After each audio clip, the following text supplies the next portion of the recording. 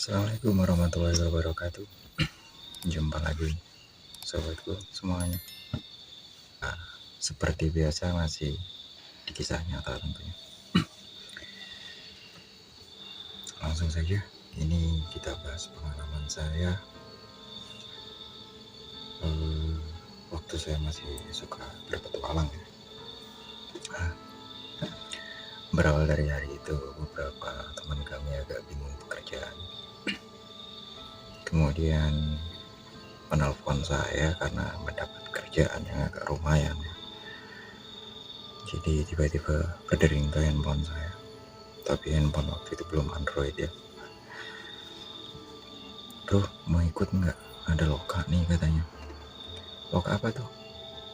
Kerja di hutan tapi uangnya lumayan loh, besar katanya. Borongan lagi. Boleh, ya udah datang aja katanya. Datang saya, lumayan cukup jauh ya, orang menyeberang provinsi dari tempat saya. Saya nekat ke sana. Ya sambil menghilangkan jenuh di kampung sendiri bosannya.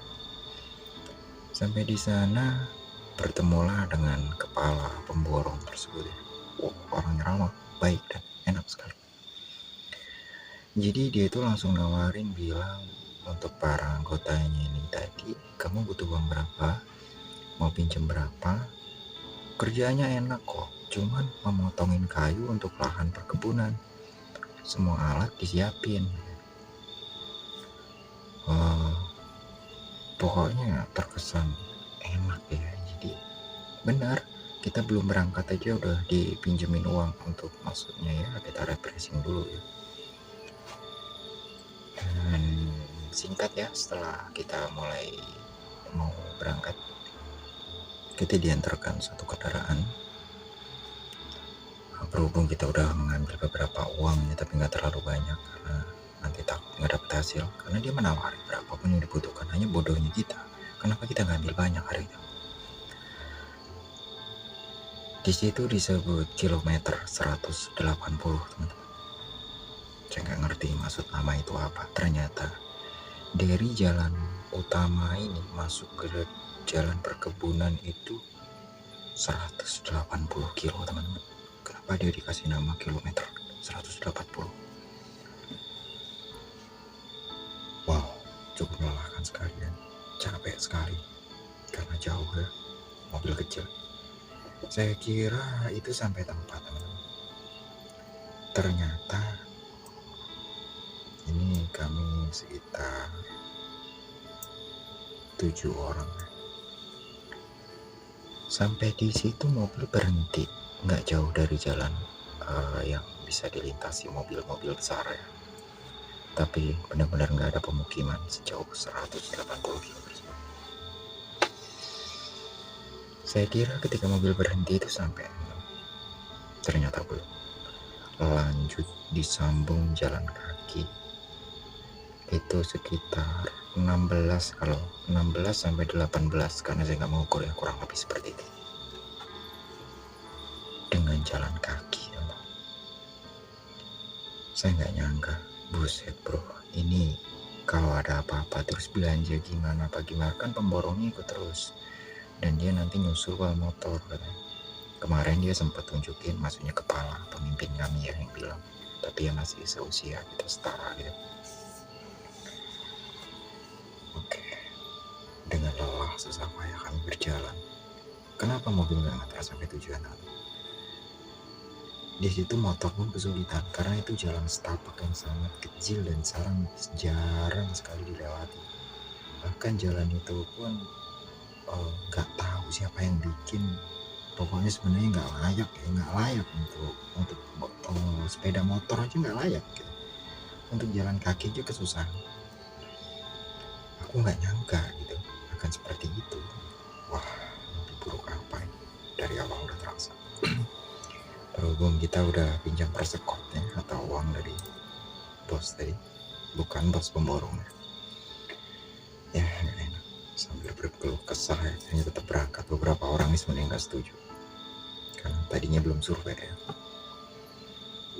Itulah kebodohan masa remaja kami. Terpaksa kami terus berangkat ya, karena bawaan ini banyak ya. Jadi kita bawa kayu, ya ampun, ini kisah yang cukup mengharukan dan menyedihkan, horor lagi. Kita bawa kayu untuk bawa barang-barang tadi ya panjang gitu, jadi rame-rame kayak gitu. Nanti satunya bawa apa-apa dibagi-bagi. Sampainya di tempat itu teman-teman, kita belum sampai tempat itu sebenarnya. Terpaksa kita menginap karena itu jauh. Ya ampun, tadi mobilnya kurang ngebut alasannya. Kita sampai sini udah kesiangan, nunggu teman-teman ngumpul tadi sih katanya. Alasan si ketua itu untuk menyemangati kami biar gak terlalu depresi ya. Bikinlah tenda kami di pinggir rawa yang agak terang gitu ya. Ya kami masak, bikin kopi dan lain sebagainya seperti petualang. Seandainya hari itu ada Android atau saya bawa kamera, wah mungkin cukup keren sekali dan cukup petualangan yang ekstrim, menantang gitu. Dimana di situ benar-benar otot dan fisik yang diuji, serta mental keberanian juga ya. Soalnya kami menemukan tapak-tapak binatang besar seperti beruang, harimau. Itu perkebunan pinggiran hutan yang berbatasan dengan PT PWKS, hutan akasia yang sangat gelap sekali. Hutannya tuh lebat dan tinggi pepohonan itu sekitar 20 meter. Jadi siang aja kita teduh di bawahnya, agak-agak gelap gitu pagi malam.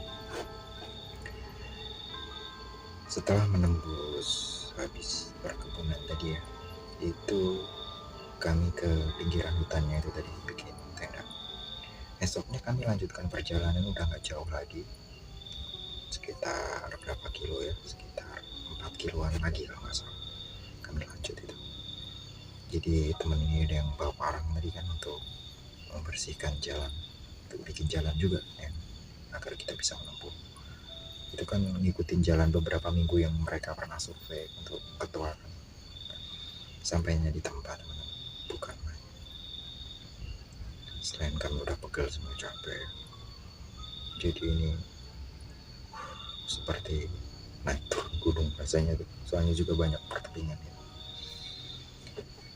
Sampai di sana kami kebingungan mau bikin tegak tenda di mana-mana hutan yang mau kita aplikasikan bekerja. Oh itu ada bekas tumbangan lama kan, ada beberapa hektar dan kita melanjutkan itu kan. Disitulah cirinya, di hutan lebat tersebut ada bekas tumbangan lama yang mungkin untuk anggota pertama itu, dan kelihatannya lama nggak dilanjutkan. Kelihatannya nih orang nyerah juga, nggak tahu ada apa. Kenapa nggak dilanjutkan gitu, dan kami yang jadi korban untuk melanjutkan. Kebetulan hujan lebat teman-teman sore, ya ampun sedih, tenda kami belum sempat berdiri. Untung di situ ada rumpun bambu hutan, bambu cukup besar sekali. Disitulah kami berlindung dari angin dan hujan, tapi ngeri dengan suara-suara bambu tersebut ya. Kami bentang terpal itu semampunya tenda itu untuk melindungi diri aja. Kita nggak bisa bikin kopi karena angin terlalu kencang.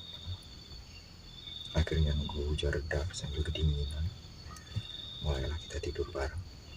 Ngumpul di situ ya, tidur ada yang bergulung di pokoknya mengingat saya cukup sedih kisah itu. Ini hutan teman, nggak selayaknya tempat kita sebenarnya, karena cukup jauh sekali dari pemukiman, dan kita hanya berbekalkan apa yang kita bawa itu. Jadi di situ nggak ada warung, toko, listrik atau apa, nggak ada. Jadi kita benar-benar real bawa dari rumah dan ekstra manual. Di situ esoknya kami mulai bikin tenda dengan bambu-bambu tersebut ya. Ya pokoknya seperti zaman peradaban lagi ya. 3 hari kemudian pemborong itu benar-benar datang ya, untuk menunjukkan di mana tempat-tempatnya.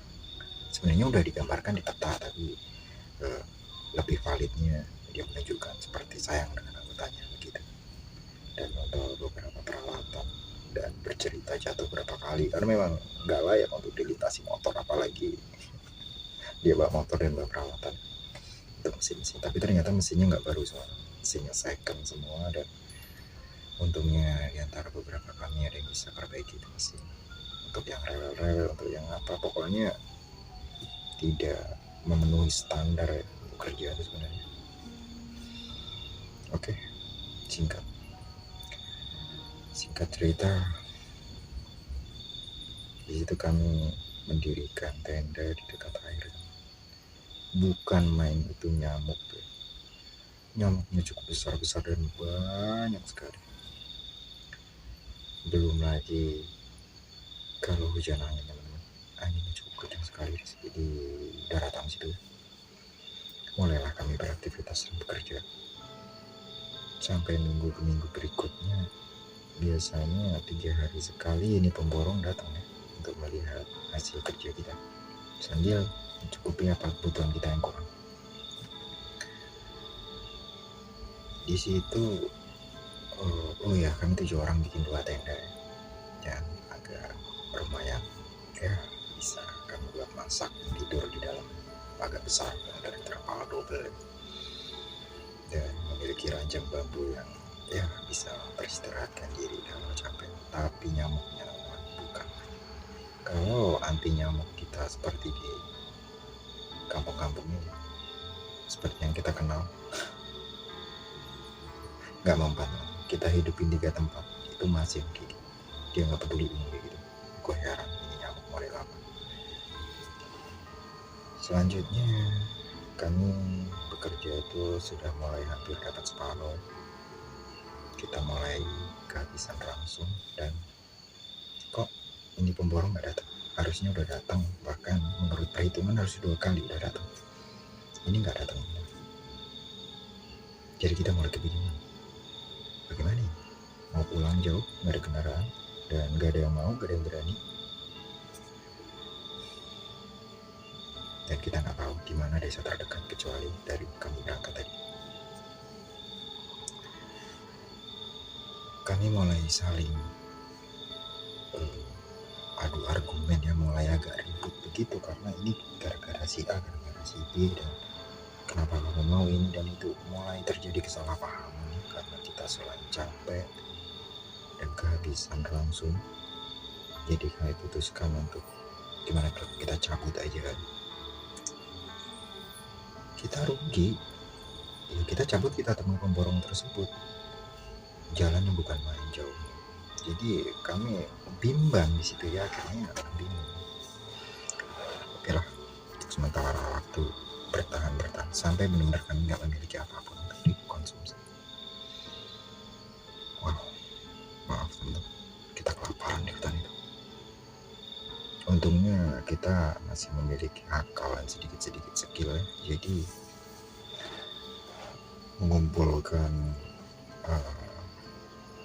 ingatan-ingatan ya. Begini ceritanya, beberapa hari yang lalu setiap malam kami itu mendengar suara-suara seperti orang berbincang, bercerita, gaduh itu di hutan yang lebat tersebut. Seperti ada perkampungan di situ. Tapi nggak logis. Kesananya itu hutan yang lebih besar atau nggak ada lagi perusahaan, itu hutan cukup besar gitu ya. Kok masih ada suara orang ya untuk koordinat sejauh itu gitu. Nah, berhubung kami libur ya, karena nggak ada yang kami konsumsi, kami berusaha mencari makanan di hutan. Kebetulan teman tadi ada yang bawa dompetnya itu diselipin pancing, kok nggak terpikir dari rumah ya, kita beli pancing nggak terpikir. Jadi ada 3 biji pancing dan itu ukurannya nggak sama, ada yang agak besar dan kecil. Wah, coba kita gali umpan, cari umpan, dikaitkan dengan benang pengikat beras ya teman-teman.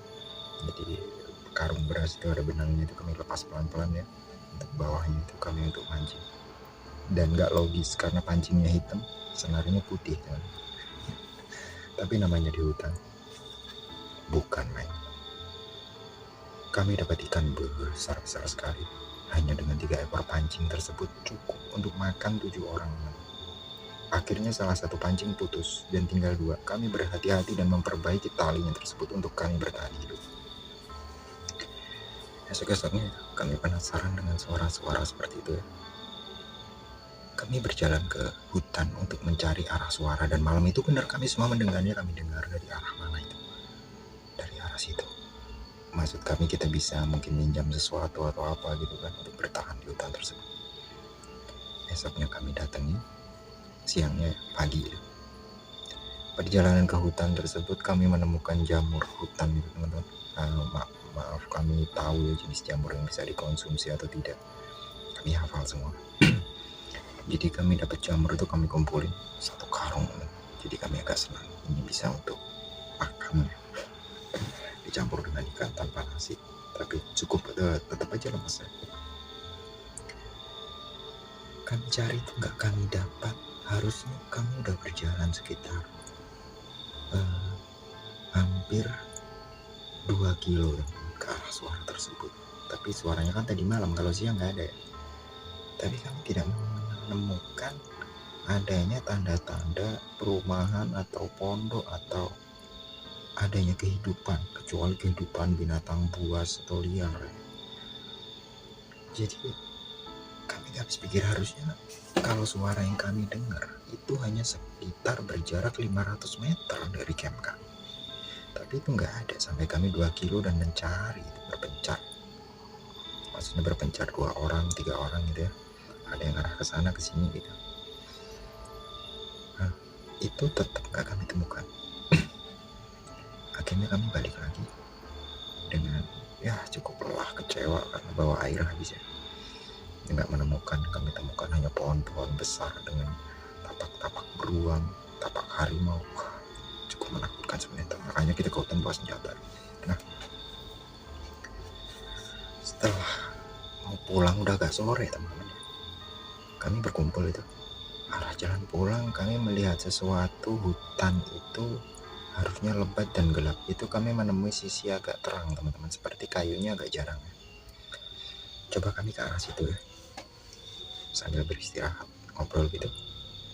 Kami di situ menemukan hal-hal janggal, seperti pernah ada kehidupan berapa tahun lalu di situ. Mulailah kami teliti karena udah tertutup oleh kayu, tumbuhan dan rumput liar ya. Kami bersihkan, kami menemukan seperti panci teman-teman. Panci udah berkarat tapi ya udah cukup lama ditinggalkan. Seperti pondok bekas ini pernah dihuni manusia gitu. Kami mulai bersemangat dan penasaran untuk mencari-cari. Benar, di situ kami menemukan tiang bekas gubuk, tapi udah dirambatin oleh rumput liar dan ditumbuhi kayu udah. Tapi kami analisa itu bekas pondok, bekas gubuk. Tapi udah cukup lama sekali karena kayu yang tumbuh di sampingnya itu udah sampai ada yang 7 meter tingginya ya. Nah, di situ kami bersih-bersih terus, benar kami menemukan sumur kecil. Sepertinya dia berdomisili di situ agak lama dulu. Dan di tengah sambil sibuk dan bingung mencari hal-hal yang bisa kami konsumsi atau bekas-bekas yang masih bisa kita gunakan, terdengar teman kami berteriak memanggil, "Bro, kemari semuanya." Apa yang ditemukan teman kami, teman-teman? Di situ kami menemukan gundukan tanah yang gak terlalu tinggi, dan di situ kami menemukan tulang yang intinya itu adalah pemakaman lama, teman-teman. Di situ ada 3 biji pemakaman yang kuburnya itu nggak terlalu dalam, jadi sering kehujanan itu mungkin atau tanahnya itu menyingkir, jadi ada tulang yang terlihat, bahkan masih ada pakaiannya ini separuhnya udah busuk ya, udah robek-robek, udah jelek, tapi masih menempel di situ. Sepertinya nggak dikafan teman-teman, itu dikubur dengan menggunakan pakaian begitu, masih pakai baju celana gitu intinya. Kayaknya kalau melihat kronologis nggak dimandi, nggak diapa ya, langsung dikubur gitu aja dan nggak dalam. Bahkan masih menemukan cangkul berkarat dan gagangnya udah sampai lapuk di situ yang untuk menguburkan di situ. Dan kami menemukan bekas apa itu teman-teman, kalau kami sebut tembak rakitan yang untuk berburu, yang model lama itu ya, saya kurang tahu itu nama apa yang jelas itu di situ sudah berkarat dan nggak bisa digunakan, gagangnya pun udah sedalam. Kami bertujuh ini tidak ada yang bisa bicara dengan saling tengok, saling apa, dan campur ketakutan. Dan ini tepat di mana kami menemukan sumber-sumber cerita itu. Maksudnya kalau malam kami dengar suara ngobrol seperti orang berantem, seperti orang gaduh. Itu dari arah situ betul, dan kami temukan itu. Mulailah duduk kami berinding karena hari mulai gelap, kami buru-buru pulang. Kami mulai tahu berada di mana. Selain kehabisan langsung menemukan gubuk horor dengan makam yang nggak tahu kenapa dia jadi seperti itu. Mungkin terjadi tragedi pembunuhan atau kesalahpahaman atau apa. Tapi kalau menurut info analisa saya, di situ ada 3. Berarti dulu jumlahnya minimal 4 orang di situ. Karena siapa yang mengumpulkan 3 tersebut jika tidak ada orang terakhir? Betul kan? Soalnya nggak mungkin mereka menguburkan dirinya sendiri, pasti dikuburkan seseorang, dan siapa? Dan itu udah nggak ditemukan. Bagaimana oknum atau pihak-pihak yang berwajib menemukan atau info apa sejauh itu? Jadi udah pergi merantau, mungkin udah gitu orangnya kabur intinya. Jadi kami itu double hari itu. Selain menahan lapar, takut, pancing putus lagi satu, tinggal satu harapan kami itu bertahan makan ikan sama cari jamur. Kami juga belajar mencoba memasang jerat untuk mencari burung atau apa ya, itu dapat. Kami pernah dapat kancil, dapat landak dan apa. Tapi lagi-lagi persiapan benang kami habis. Jadi kami cari rotan, cari kulit kayu yang kenyal itu pun karena nggak sesuai ya, jadi sering putus dan rusak. Akhirnya saya berpikir logis, maksudnya saya berpikir begini, ini ada yang gak beres, tapi saya nggak mau ribut. Akhirnya saya bicara pelan-pelan, bagaimana teman, kita harus cabut. Oke lah begitu, coba tunggu beberapa hari lagi, kalau memang gak datang kita cabut. Karena benar dari malam ke malam selalu terdengar suara seperti itu, bahkan semenjak kami menemukan makam gak benar itu. Suaranya pun berbeda, sedikit makin seperti orang gaduh suaranya, seperti ada jeritannya juga. Nah, di situ saya sebenarnya udah mulai mumpung perut masih ada isinya dikit-dikit, masih punya sedikit sisa tenaga, saya mulai mencabut. Maksudnya udah, kalau memang nggak ada yang mau, karena saya mulai merasa nggak enak badan juga, saya takut kalau sakit di situ ya. Jadi semua saya tinggalkan, hanya bawa pakaian penting-penting saja. Jadi saya mau berangkat pagi itu, tapi rasa gundah gimana, dan teman saya menahan, nanti gimana kalau kamu berangkat? Coba kamu pikir, ini bukan perjalanan dekat. Untuk ke jalan besar itu udah puluhan kilo, nanti di jalan besar ikut mobil, iya kalau ada mobil lewat, kalau nggak ada gimana? Tapi saya nggak punya pilihan. Oke lah, kalau kalian menunggu beberapa hari lagi, oke nggak apa-apa. Akhirnya di situ saya berangkat juga jam-jam 1 itu, saya udah nggak habis pikir, saya pikir bingung. Akhirnya saya simpulkan, saya berangkat jalan kaki dan teman benar berusaha mereka. Oke, pokoknya aku pulang nanti, kalau kamu keduluan ketemu bos jemput kami ya, tapi kalau enggak ya mungkin kami 3 hari lagi pulang. Kalau nggak ada apa-apa nggak usah masuk, karena 3 hari lagi kami juga pulang. Oke, jadi benar pada mau pulang. Mereka nggak tahu akan bertahan makan apa dan gimana, saya nggak ngerti. Karena mereka nggak tahu, mungkin cara berpikirnya kurang untuk ke depan begitu. Jadi menurut saya untuk 3 hari lagi saya udah punya tenaga, soalnya pancing juga udah habis, tinggal 1 itu pun udah nggak layak ya, udah 1 kali ikan lagi udah putus. Dan mulailah saya berjalan. sedikit posisi tenaga itu benar-benar gak enak badan, terus capek. Maaf, hari itu saya masih rokok, dan kebetulan korek yang saya bawa ini, ketika saya istirahat dan hidup, persiapan air habis, korek udah habis pula. Nggak saya lihat tadi waktu mau berangkat, saya nggak persiapkan itu. Coba pulang jauh, berangkat tanggung, dan hari mulai gelap. Saya masih berada di pertengahan hutan tersebut, dan saya benar-benar nggak hafal itu jalan. Di situ ada seperti, memang benar ya, itu jalan setapak tapi ada cabang, dan saya belum melewati cabang itu karena cabang itu nanti di pertengahan, agak di pertengahan, dan saya ini mendekati pertengahan. Itu agak bercabang tapi sama-sama nggak jelas nih di jalan.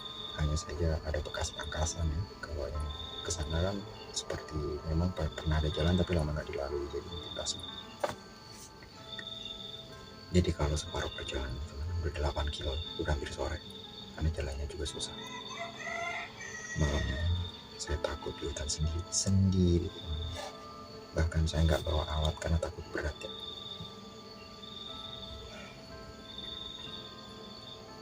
Hal yang nggak ingin terulang lagi seumur hidup saya.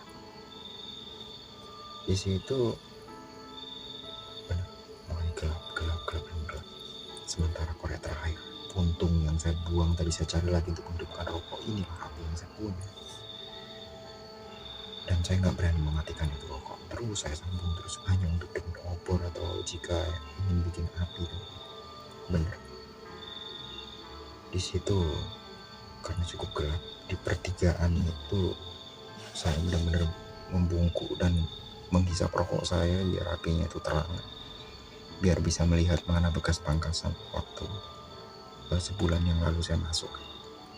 Benar, terlihat di situ bekas pangkasan. Jadi akhirnya saya ikuti yang bekas ada pangkasan.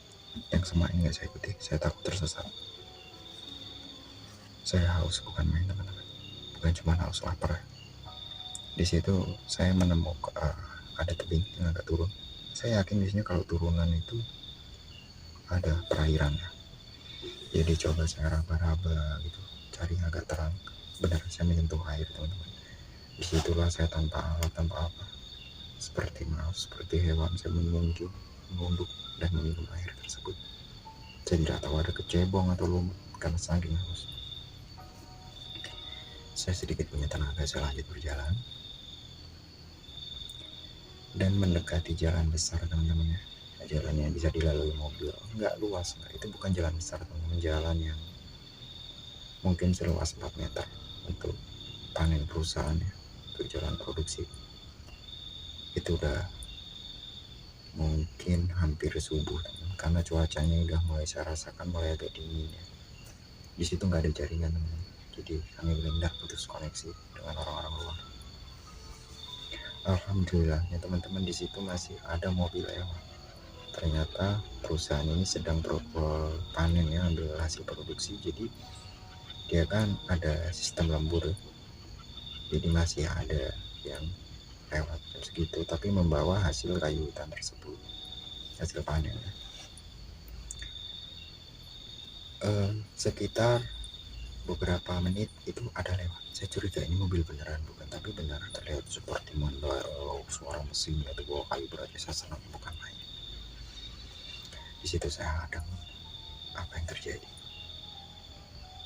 Dia buru-buru malah cabut, tancap gas, bukan berhenti. Saya berpikir apa yang salah. Saya nggak terlihat seperti hantu, tapi logikanya nggak ada. Soalnya nggak ada orang seperti itu tengah malam menghadang mobil di tengah hutan belantara.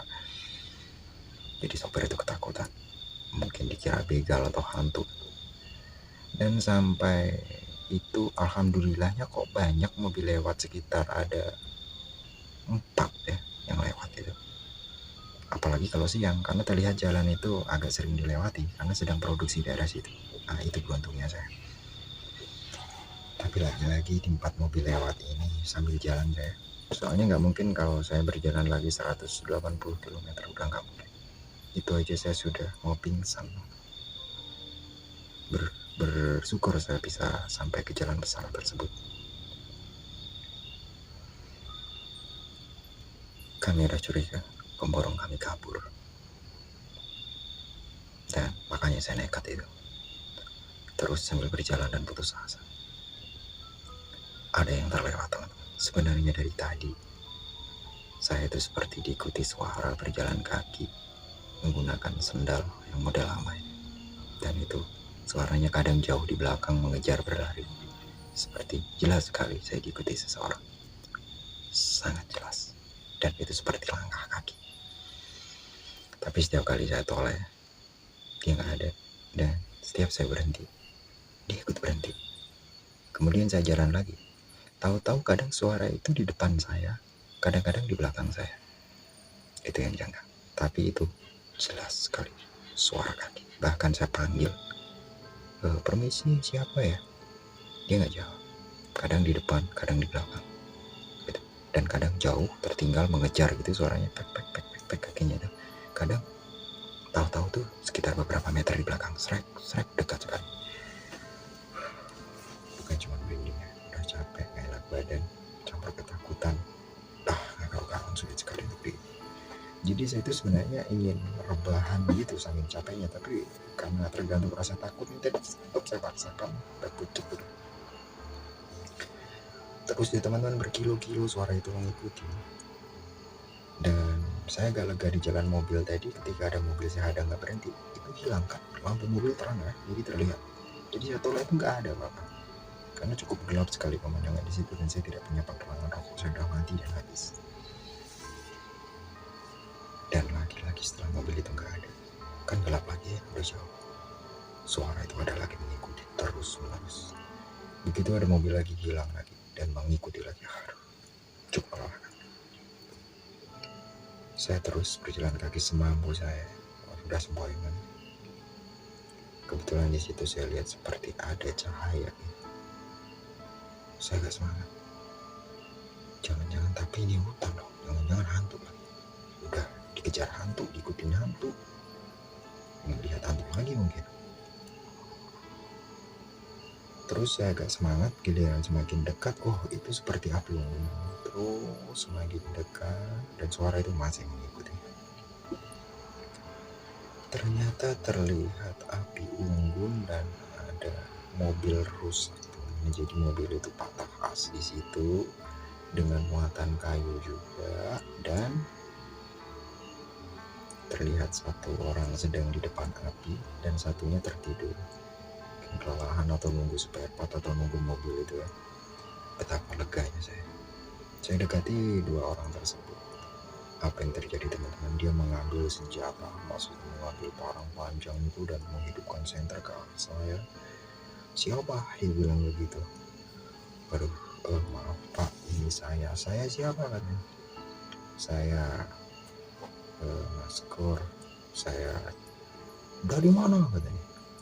Dia menyenteri kaki, kepala dan cukup ketakutan sekali dia itu. Lihat saya itu mundur-mundur sambil bawa senjata. Saya bekerja ikut pemborong si A dan saya kehabisan ransum. Di dalam masih ada 6 orang teman kami dan mereka ada yang sakit, saya bilang begitu kan.